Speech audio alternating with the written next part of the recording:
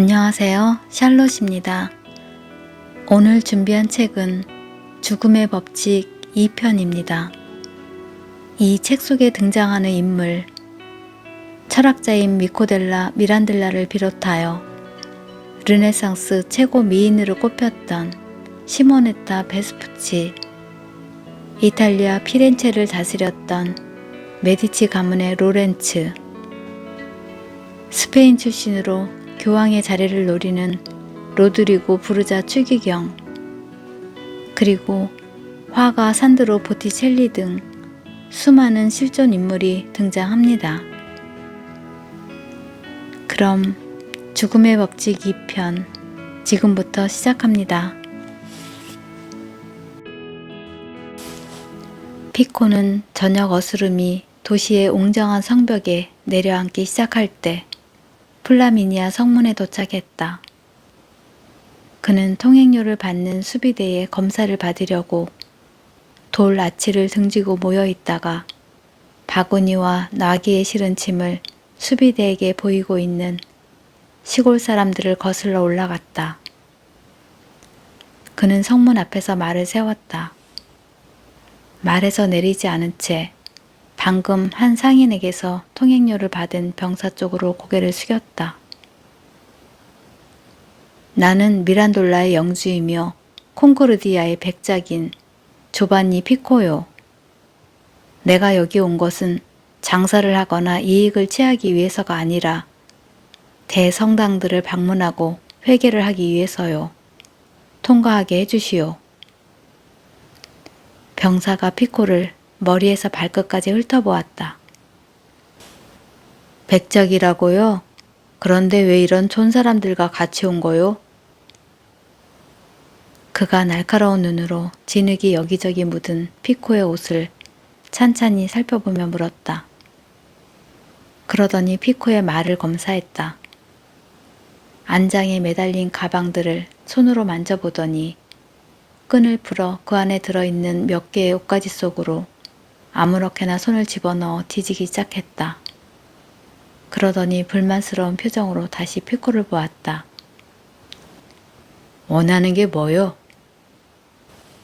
난 파도바 대학에서 최근 2년 동안 공부를 했소. 하지만 인간에게는 허약해진 육체 때문에 지친 영혼을 강하게 단련시킬 필요가 있는 시기가 찾아온다오. 내게 그런 때가 왔소. 그래서 여기 온 거요. 난 은총과 용서가 필요하오. 나폴리 왕을 반격할 준비를 하고 있다는 소문이던데 나 역시 죄를 회개한 뒤에 교황님을 위해 내 검을 바칠 생각이요. 볼로냐에서 검술을 가르치지는 않았을 텐데요. 하지만 식스토 교황님은 항상 검을 필요로 하시니 기꺼이 그걸 받으실 거요. 영혼을 정한 뒤 상서국에 가봐요.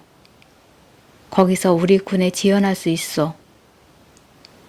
병사는 이제 피코가 새로운 군대 동료가 될 수도 있다는 것을 알게 되자 훨씬 부드러워졌다. 그는 서둘러 가방을 다시 묶어놓고 말 엉덩이를 툭툭 쳤다. 문을 넘어서자 두 개의 언덕 사이에 자리 잡은 넓은 광장이 나타났다. 둘 중 훨씬 완만해 보이는 언덕이 테베레 강 쪽으로 서 있어서 강이 보이지 않았고 왼쪽에 가파르고 험난해 보이는 언덕은 핀치오 산 쪽으로 이어졌다. 냄새와 소리가 뒤섞인 바람이 그에게로 불어왔다. 꽃향기와 향냄새, 그리고 지하 낙골소의 냄새를 상기시키는 시체 썩는 냄새가 그 바람에 실려왔다. 마테오 쿠르노가 그려준 지도가 머리에 또렷이 새겨져 있어서 마치 눈앞에 있는 듯 했다. 그는 어느 쪽으로 가야 할지를 정하기 위해 주위를 둘러보았다. 왼쪽으로 작은 성당의 문이 열려 있었다. 피코는 거기서 출발해서 캄포 마르치오 쪽으로 향했다. 판테온 신전은 훨씬 앞쪽에 있는 게 분명했다. 그리고 신전 주변의 집들은 학생과 순례자들을 위한 여관으로 사용되었다. 신전이 있는 광장에 도착하자 왼쪽으로 초라한 집 사이에 끼어 있는 작은 건물이 눈에 띄었다. 건물에는 조잡하게 그린 수대한 간판이 걸려 있었다. 역시 조잡하게 쓴 호스피텔이라는 글씨가 간판을 꽉 채웠다. 입구 옆 또 다른 2개의 아치 사이로 여러 마리의 말들이 묶여 있는 게 얼핏 보였다. 그가 말에서 내려 말의 손질을 열심히 하고 있는 소년에게 말을 걸었다. 여기가 몬톤의 마곡간이냐? 소년이 그렇다고 고개를 끄덕였다. 내 말을 데려가라. 여물을 좀 주고 말 한 장을 조심해라. 나중에 내가 들러 확인할 거다. 피코는 말에서 짐 2개를 풀어 어깨에 매며 이렇게 말했다. 그러고 나서 좁은 통로를 지났다. 통로를 지나자 수많은 사람들의 발길에 닿은 돌계단이 위층으로 곧장 이어졌다. 위에 도착한 피코는 작고 뚱뚱한 남자를 피하기 위해 한쪽으로 비껴 서야만 했다. 남자는 둘둘만 짐 매트리스를 팔에 안고 옮기는 중이어서 얼굴이 거의 보이지 않았다. 뭘 도와드릴까요, 손님? 남자가 마치 짐 매트리스를 피코를 향한 방패로 삼으려는 듯 그것을 배 쪽에 꽉 움켜쥔 채 물었다. 잠자리를 찾고 있어. 먹을 것도. 네, 맞춰 잘 오셨습니다. 방금 침대 하나가 비었거든요. 지금 막 사람을 시켜 성령 수사회의 수사들을 부르려던 참입니다. 저 사람들을 처리할 준비를 하게 말이지요. 피코가 복도에 누워있는 넝마 덩어리 같은 것으로 눈길을 돌렸다. 그는 그게 여기저기가 누렇게 얼룩진 시트로 잘 말아놓은 사람이라는 것을 알아차렸다. 한쪽 팔과 머리 일부분이 시트에서 드러나 있었다. 시트에 쌓인 몽둥이가 힘없이 몸부림을 쳤고 애처로운 신음소리가 들려왔다. 이 사람은 무슨 일입니까? 상처를 입었습니다. 특히 배 위쪽에. 우리 집 하녀들도 간호하고 싶어 하지 않아요. 게다가 숙박비도 내지 않았고 이 사람에게는 우리보다 더 넓은 자비가 필요합니다. 그렇지만 걱정하실 것 없습니다. 제가 벌써 청소를 하도록 조치를 해놓았습니다. 난 독시를 찾고 있어. 남자가 짐을 내려놓고 휘파람을 불었다. 흡족한 표정으로 피코의 머리부터 발끝까지 훑어보았다. 독시류요? 이렇게 독시를 찾는 손님은 흔치 않은데. 그렇지만 우리 몬톤의 여관은 제후도 가난한 사람도 그들의 필요에 따라 다 받아줄 수 있습니다. 여비는 충분하신 거지요, 날이? 마음 놔도 돼요. 난 롬바르디아의 학생인데 회계를 하러 로마에 온 거요. 가족으로부터 여비는 넉넉히 챙겨받았어. 그럼 이리 오시지요. 손님이 쓰실 방을 보여드리겠습니다. 몇 발자국 떼어놓자 복도는 창문이 여러 개 난 넓고 환한 방으로 이어졌다. 받침대 위에 올려놓은 판자 침대가 이용할 수 있는 모든 공간을 차지하고 있었다. 시간이 시간인지라 초라한 침대에 거의 다 손님이 있었다. 어떤 손님들은 토기 항아리에서 음식을 퍼서 정신없이 먹고 있었고 어떤 이들은 벌써 잠을 잤다. 보셨습니까, 날이? 모두들 예의 바른 사람들입니다. 주인이 피코를 데리고 계속 걸어가면서 말했다. 복도가 다시 좁아지기 시작하다가 2개의 문으로 끝이 났다. 주인이 그 문 중 하나를 열고 피코에게 들어오라고 권했다. 문 너머로 짐 매트리스 침대가 있는 수도원의 독방보다 조금 더 커 보이는 작은 공간이 나타났다. 창문 옆 바닥에는 물주전자와 물이 가득 든 대야가 놓여 있었다. 대야의 물은 벌써 누군가 여러 번 세수를 하고 난 물 같았다. 황제의 방 못지 않습니다. 바로 제 방 옆입니다. 이곳에서 아주 편안히 지내실 수 있을 겁니다. 로마에 오래 머무실 계획이십니까? 회계에 필요한 만큼이요. 피코가 냉랭하게 대답했다. 나는 회개를 해야 해서 로마의 성당 40개를 돌아야 합니다. 와, 완벽한 여정입니다.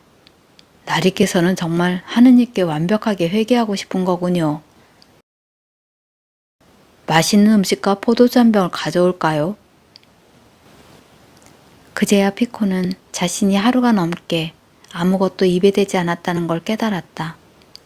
갑자기 심하게 배가 고팠고 그와 동시에 쌓여있던 피로가 몰려들었다. 그는 침대에 앉아 고개를 끄덕였다.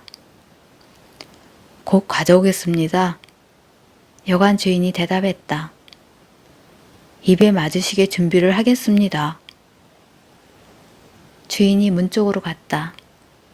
그러다가 문 앞에서 갑자기 무슨 생각이 난 것처럼 돌아서서 다시 피코를 보았다. 나리는 아주 잘생기고 건장하시군요. 제 생각에는 자연이 마련해온 쾌락을 즐기실 것 같은데. 그가 킬킬 웃었다. 아닙니까? 피코가 깜짝 놀라자 여관 주인이 덧붙였다. 필요하시면 제게 말씀만 하십시오. 여관 주인이 나가자마자 피코는 대야를 들어서 창문 밖으로 물을 버렸다. 물을 버리기 전 잠시 그의 얼굴이 대야의 물에 비쳤는데 반짝이는 눈 때문에 겨우 사람의 얼굴이라고 할 정도로 유령보다 조금 나은 몰골이었다. 그는 침대에 누워 천장을 뚫어지게 바라보았다. 그는 이렇게 불결한 곳에서 마법사들이 모임을 갖는다는 걸 믿기 어려웠다. 그 모임이 아주 쇠약해진 게 틀림없었다. 그때 누군가 방문을 두드렸고 대답도 기다리지 않고 방문을 열었다. 문 앞에 젊은 여자가 나타났는데 얼굴에 분을 뽀얗게 바르고 있어서 어둠 속에서 유령처럼 하얗게 빛났다. 그녀는 스프 그릇과 빵같이 생긴 것을 손에 들고 있었다. 그 뒤로 그녀보다 더 어려 보이는 처녀가 있었다. 그 어린 처녀는 앞에 처녀가 방으로 들어와서 침대 곁으로 다가가기를 기다리고 있었다. 저녁 식사를 가져왔습니다, 나리. 젊은 여자가 이렇게 말하며 스프 그릇을 내밀었다. 피코가 침대에서 일어나 앉으며 빵과 스프를 받았다. 그녀가 나갈 기미를 보이지 않자 팁을 기다리고 있다고 생각했다. 하지만 그가 동전을 찾으려고 가방 쪽으로 손을 뻗는 사이 여자가 손으로 자신의 다리를 부드럽게 어루만지는 것을 느꼈다. 처녀가 유혹하듯 요염하게 웃었다. 하지만 그 부자연스러울 정도로 하얀 얼굴은 기괴한 가면 같기만 했다. 피코가 고개를 저었다. 피곤하군 아가씨. 다음에. 하지만 그녀는 그런 말에도 끄떡없이 이제 더 노골적으로 그의 다리를 쓰다듬으며 천천히 그의 사타구니까지 더듬는 것으로 보아 이런 거절에 익숙한 게 틀림없었다. 그 사이 다른 여자도 방에 들어왔다. 이제 갓 소녀티를 벗은 처녀로 제대 기둥의 천사상 모델에 어울릴 만한 어린아기 얼굴이었다. 몸은 말랐는데도 이상하게 배가 불룩해서 옷이 부풀어 올라 거의 무릎까지 올라가 있었다. 내 동생하고 저하고 아주 잘해요. 젊은 여자가 손동작을 멈추지 않고 계속 말했다. 후회하지 않으실 거예요. 일 스쿠드만 주시면 원하시는 대로 다 해드릴게요. 피코는 더욱 단호하게 고개를 저었다. 저녁을 먹게 그냥 놔둬라. 피곤하다. 다른 여자도 다가와서 입을 반쯤 벌려 미소를 지으며 그를 애무하기 시작했다. 아마 매혹적으로 보이기 위해 그렇게 웃었을 텐데 오히려 그녀의 어린 나이만을 더 드러낼 뿐이었다. 피코는 그녀가 갑자기 입술을 깨무는 것을 보았다. 그러더니 신음을 하며 한 손으로 배를 만졌다. 피코는 점점 더 몸소리를 쳤다. 저 아이가 임신을 했군. 피코가 이렇게 생각하며 더욱 벽 쪽으로 몸을 피했다. 언니가 동생 몸을 심하게 흔드는 것으로 보아 피코가 어떤 생각을 하는지 직감하는 것 같았다. 조용히 해, 멍텅구리야. 그리고 나리, 얘 몸 상태는 신경 쓰실 것 없어요. 멍청한 제 동생이 임신을 했지만 예전과 다름없이 잘해드릴 거예요. 한번 해보세요, 나리. 몸을 홀가분하게 하러 가기 전에 말이에요. 임산부의 몸은 꿀보다 더 달콤하다는 말이 있잖아요. 무슨 말이냐? 지금 아기를 낳으려는 거냐? 피코가 점점 더 당황하며 이렇게 물었다.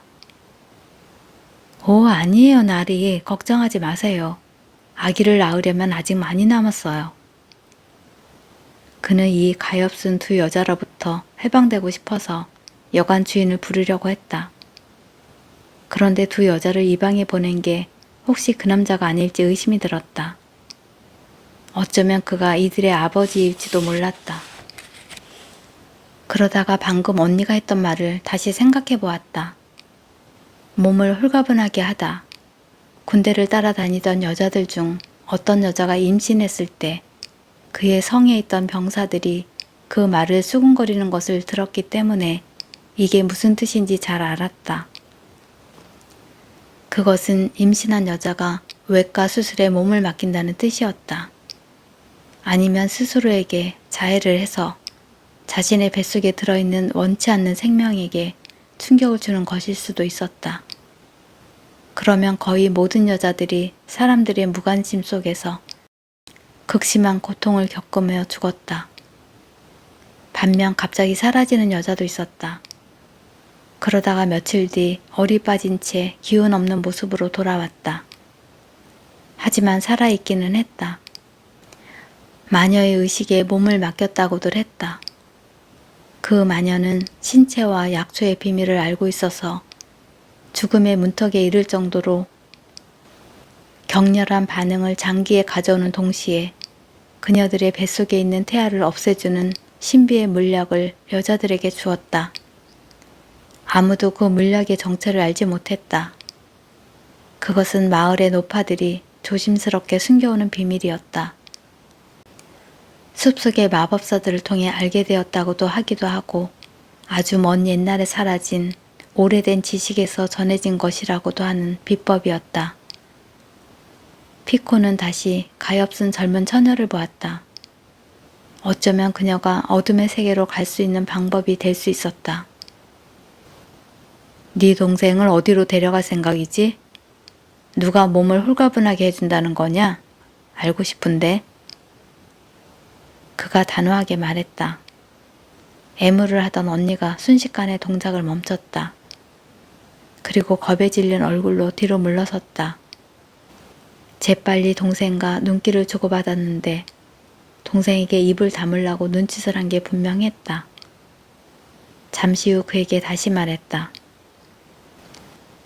우린 아무에게도 가지 않습니다. 자식은 하늘이 주신 선물인데요. 언니가 당황스러워하며 중얼거렸다. 넌 마녀를 알고 있지, 맞지? 그가 갑자기 이런 생각이 떠올라 나지막이 말했다. 어쩌면 이 불행한 두 여자를 통해서 행운이 마르실리오가 말했던 어둠의 세계로 가는 문을 열 열쇠가 그의 손 안으로 들어오고 있는지도 몰랐다. 여자가 고개를 저었고 동생도 곧 따라했다. 마녀라고요? 모릅니다. 맹세하지만 여자는 노골적으로 성우를 그으면서 외쳤다. 두 여자 모두 겁에 질려 있었다. 두 여자가 급히 뒤로 물러서는 것을 본 피코는 불시에 그녀들과 문 사이로 뛰어들어 두 여자가 달아나지 못하게 막았다.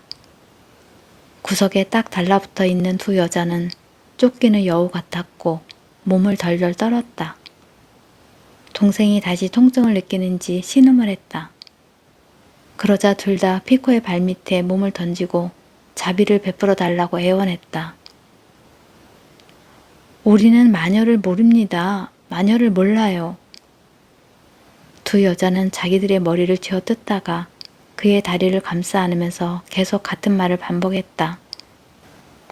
피코는 몸을 숙이고 두려움으로 당황해하는 그 불쌍한 여자들의 머리를 쓰다듬으며 위로의 말 몇 마디를 조그맣게 해주었다.